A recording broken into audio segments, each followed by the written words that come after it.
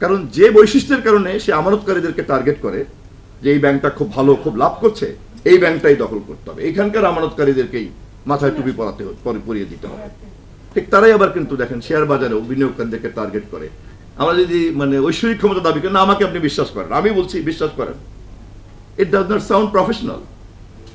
So সব কথার শেষ কথা, জবাবদিহিতা এবং ক্ষমতা তার একমাত্র, গণমাধ্যমের ক্ষেত্রে তার একমাত্র মানদণ্ড হচ্ছে বস্তুনিষ্ঠতা। বস্তুনিষ্ঠতা ছাড়া, এবং যে যত বস্তুনিষ্ঠ সে তত কর্তৃত্বপরায়ণ হতে পারবেন গণমাধ্যমের ক্ষেত্রে। এবং অফকোর্স তার কথা বেদ বাক্যের মতো আমরা শুনবো, যে উনি বস্তুনিষ্ঠভাবে বলছেন। So it is done.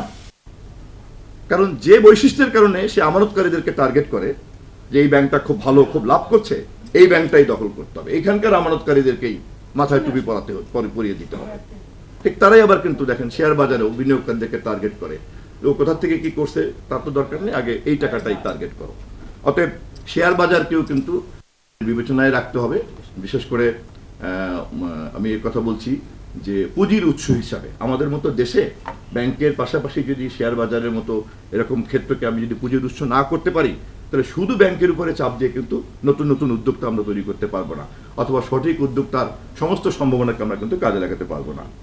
সর্বশেষ আমার মন্তব্যটা হচ্ছে, থার্ড ফ্লোরে আপনারা ঢোকার কথা বলছেন। আমার প্রশ্ন হচ্ছে ফার্স্ট ফ্লোর না লাস্ট ফ্লোর, থার্ড ফ্লোর, এটা কিন্তু আমার প্রশ্ন না। আমার প্রশ্ন হচ্ছে access to the information. UFT ফার্স্টের সাথে ট্রেড করুন যে কোনো জায়গা থেকে। ক্যাম্পাসে ক্লাসের ফাঁকে, ঢাকার জ্যামে বসে কিংবা ঘরে বসে, ট্রেডিং এখন হাতের মুঠোয়। তাই ট্রেড করুন যখন খুশি, যেখানে খুশি।